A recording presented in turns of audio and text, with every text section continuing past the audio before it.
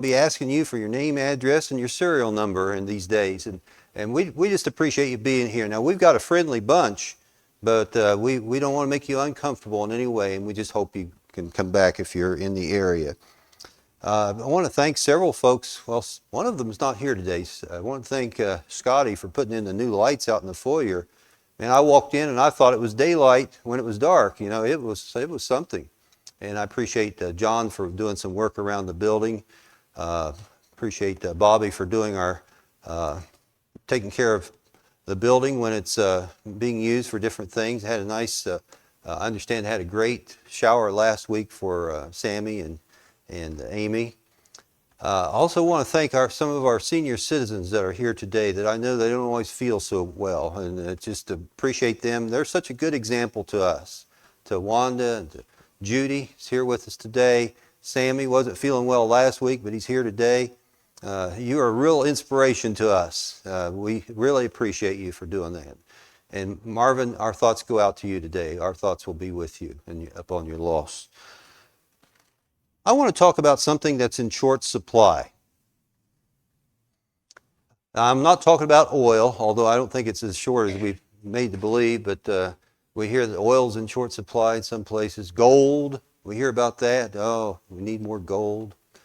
Clean water, of course, there's always things like that that are always needed.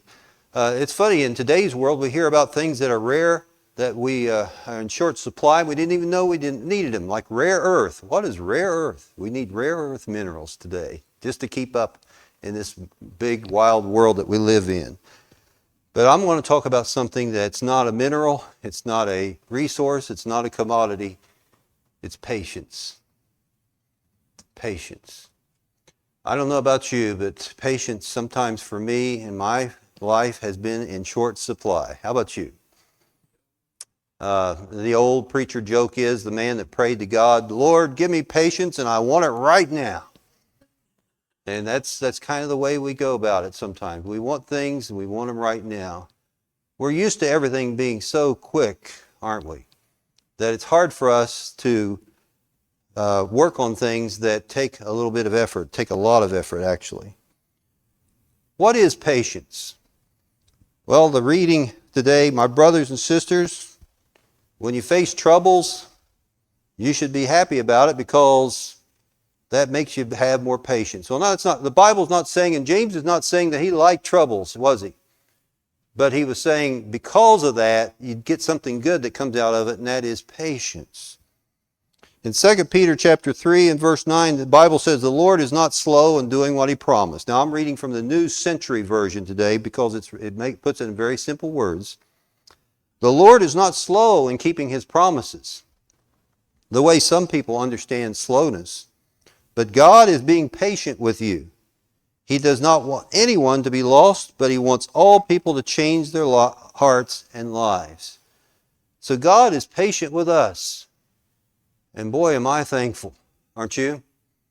If it wasn't for God's patience, where would we be? What shape would we be in? But because of that, I want to be patient. Now the Greek word, you know, the Bible was originally written in Greek, and sometimes I want to mention this, especially when there's 2 or 3 different words used. Makrothumeo, I believe is how it's pronounced.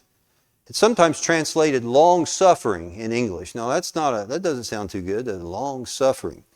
But it simply means able to bear up under delay without getting annoyed. Resisting the tendency to be resentful to the person or the thing that's causing us to be delayed in what we want.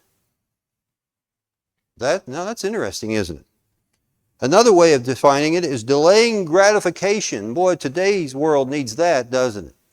And I'm not just talking about the young either. We're all addicted to instant gratification and wanting to see or hear or do or eat or exactly what we want or go someplace exactly when we want to go there. And that's hard to develop in this world to have that patience because we sometimes get spoiled. There's another Greek word, hupomene. Romans chapter 12, verse 12 uses that word. It's the word that means, it's translated patience, but it means bearing up under are being persistent, without complaint, endurance, loyal under trial. Let me read that verse. Be joyful because you have hope, the Bible says. Be patient when troubles come, and pray at all times.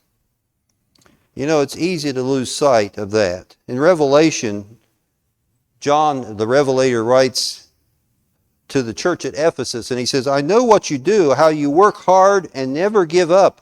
I know you do not put up with the false teachings of evil people. And then in verse 3, he goes on to say, you have patience and have suffered troubles for my name and have not given up. It's truly a challenge for all of us, isn't it?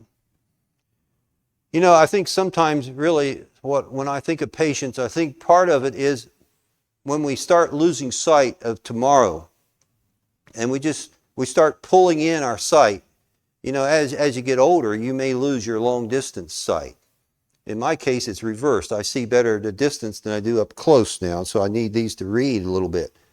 But as you get older, you may lose your ability to see at a distance. Well, what patience does is it helps us to see at a distance, doesn't it? It helps us to see past tomorrow. And I think why sometimes people get so frustrated and they get so despondent and depressed is because they can't see past tomorrow. They see the problems right in front of them just overwhelm them.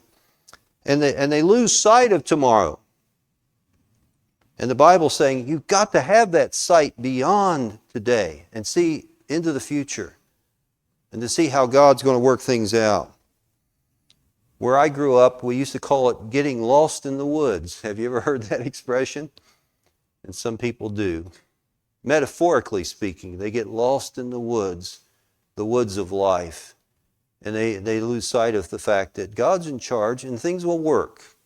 Maybe not every problem will be solved right now, but eventually God's going to have control of the situation. Patience gives us stability. It gives us that vision. It helps us not to get tired and it helps us not to lose courage. It helps us to persevere. But I was thinking as I read these verses and I thought about them, I asked myself the question, so what's causing me at times, and perhaps many of you here today, to lose our patience?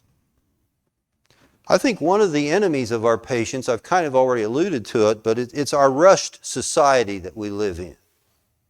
Now, I haven't lived for hundreds of years, so I can't say what it was like 200 years ago, but it seems like in my lifetime, things have speeded up a bit, don't you think? They've just gotten a little bit faster, a little bit faster. I mean, I remember when they used to roll up the sidewalks on Sunday, don't you? Everybody could rest a little bit, take a little break. And TV went off at, 10 o'clock, 11 o'clock, maybe 12, 11? You'd see the Star Spangled Banner, and that was it. TV was off. People go to bed. Things are rushed. People up working all different shifts. It's hard today, isn't it? And that's not our fault necessarily, but it's the world we live in. I think it's the sad result of the consumer-driven society, and not that I'm against free enterprise, but it is hard because there's so many things wanting our attention. It's easy to let our peace be replaced with busyness. But you know, it was still a problem back in Jesus' day. Remember in Luke chapter 10 where Martha was so busy with preparations that she couldn't even sit and listen to Jesus? And she rebuked her sister, and Jesus said, Martha, Martha, you've been worried about a lot of things. You just need to, in so many words, you just need to calm down and allow some patience in your life and some peace. But I have to be frank with you. I think a lot of times it's not just so much the world, but it's the people that we know that we're closest to. Maybe we may be absorbing some of their lack of patience. And it's easy to do that. It's easy to absorb other people's impatience. If you live with a very impatient person, it can be a difficult life for you and a difficult challenge not to be like that. If your boss at work, and it seems like most bosses tend to have a little problem with patience, don't you think? And probably sometimes they can say it's because of those employees that I've become that way. Co-workers, your spouse, your parent. I think Joan and I, my wife and I, both kind of experienced that with our fathers. They were both kind of impatient men. Now, my dad was a good man, and he was a hard worker, and he loved the Lord. But when it came to work, especially when he was younger, he was so impatient. I mean, all three of me and my other two brothers, we all worked for him for different years, and it was not easy working for him. He was so impatient. I mean, he'd take off before the equipment was ready, really. But that's hard to get that out of your system. It's hard to get that out of your system when you feel like when you start a project, man, you just got to get it done right now, even if it's wrong. And that was one of his quotes. I'm going to do something if it's wrong. He used to say that. And he was kind of joking, but he wasn't really. And it's hard when you're around that all the time. Some of the churches I've worked with or in the past, and this was long ago and far away, as they say in the movies, but there was one of the elders there. I had the misfortune of getting a church directory together. Now, it was with a company called Olin Mills. Now, I'm sure they're a good company, but I will never do that again, I promise you. Because you had to get everybody in the church to get their picture taken on two different days. So we decided to have one of the days was on Wednesday before church started, before class. And so I had them all lined up. And one thing I didn't anticipate was that they would go and put sales pitch on everybody, and it would take much longer than I expected. And so it was time for church to start, and one of the elders there came up to me in the foyer and he said, "It's time for church to start. It's time for church to start." And they're still back there selling pictures. And I said, I thought about it for a minute, and I thought, what do you say to that? We hadn't planned on it, but it's just the way it happened. I said, well, that's life. Oh, that was the wrong thing to say. I heard about that later. But, that is life. Sometimes things happen you just don't anticipate. You can't control it. And, I have to hand it to people. I know a lot of elders, a lot of preachers, a lot of deacons and members of the church. We want to see things go just like they should, but they don't always go like they should. Church doesn't always start on time. Things don't always go. The class doesn't go like you hoped for. And you just have to be flexible, don't we? And it's hard. I've heard people say, I can't slow down. I can't slow down. Well, maybe that's the one person that needs to a little bit. My mind is always going. Are you doing anything to counteract that? Are you taking any time to meditate or to relax or maybe to get away from some of those things that are causing you to be stirred and anxious and not able to be patient? So what about some steps to restore a patient spirit? Well, first of all, you got to realize it's up to you. It's critical, and it's up to you. Nobody else can give you patience. It's not like a gift that you can wrap up and give to somebody. Colossians 3, verse 12, God has chosen you and made you His holy people. He loves you. So you should always clothe yourselves with mercy, kindness, humility, gentleness, and there's our word, patience again. Bear with each other and forgive each other. If someone does wrong to you, forgive that person because the Lord forgave you. It's been a blessing to me at the times when I've had people that were patient with me. Maybe took a little extra time to say, I don't think you meant to do this, but you said this or you said that. And they're just patient and they want to talk about it. They want to help. It's so different. It's such a breath of fresh air. We just got to remind ourselves that a lot of things can wait. Now, I'm not saying we should be procrastinators. That's a whole different sermon, isn't it? But a lot of things that are pressing on us that make us impatient, we need to step back and think, well, is it going to kill anyone if I don't do that today? Or if I put the other more important things first. There are some things that can't wait. If you're dying of thirst, you got to have water, right? If you're starving, you got to have food. If you're in danger, then you got to run. But that mattress sale can wait, maybe. Or that sale that at Penny's, or, oh man, that's out of date. Walmart, Target. That sale that's got you all stressed out that you got to get there. Sometimes we just got to think, well, maybe my children need me right now, more important than that. Maybe that person at church needs a call. That's more important than that thing that's making me stressed and impatient about life. Sometimes we just got to sort out what's urgent and also what's important. We've got to see the long-term damage of impatience too. It can cause some long-term damage. A good example in the Bible is King Saul. Remember, we went from being a good king to really being an adversary to God.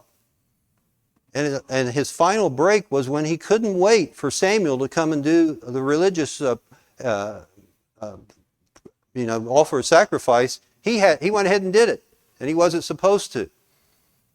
And that really was the end of his rule, it was the end of his control as king.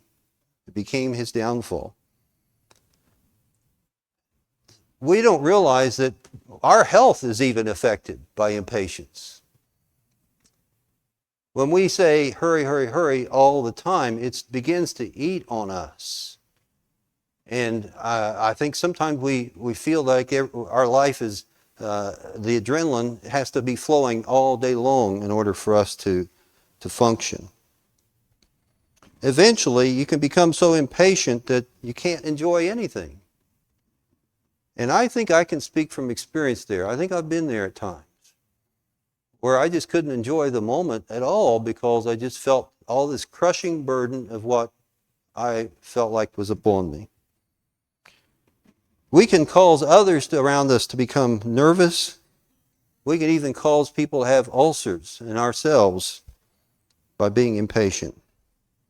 And I guarantee you that someday, if we continue down that road, someday we're going to look back and we're going to regret it. And we're going to look back and say, I missed a lot of things because I was so impatient. Galatians 5:22, I want to end with that verse. The Bible talks about the fruits of the Spirit. It also talks about how the fruits of the Spirit change us as regard to the works of the flesh, which was before that. It talks about that before that. But verse 22 begins, but the Spirit produces the fruit of love, and we're talking about the Holy Spirit, God's Spirit in us, produces the fruit of what? Love, joy, peace, patience, kindness, goodness, faithfulness, gentleness, and self-control. That's a wonderful list, isn't it? It just puts it all together, and it puts patience right there in the middle of that beautiful company. So I think those things actually interact with each other. They help each other in so many ways that we perhaps don't even realize. I want to end by asking, are you ready for heaven? You know, heaven's one of the most important things that we need to be patient about. And being saved is something we can do now. So heaven is what God's going to bring us and provide for us as a result. But what a beautiful thing to be patiently waiting for God's reward. And also, really finding many rewards right here and now as we try and strive to serve Him. God will bless you if you allow your patience to be given to Him. Allow Him to give you back your patience. Maybe there's someone here today that's not a Christian. Maybe there's some way that we can help you and encourage you. I hope that this sermon itself has helped you today, but maybe there's something we can pray about specifically while we stand and sing the Song of Invitation.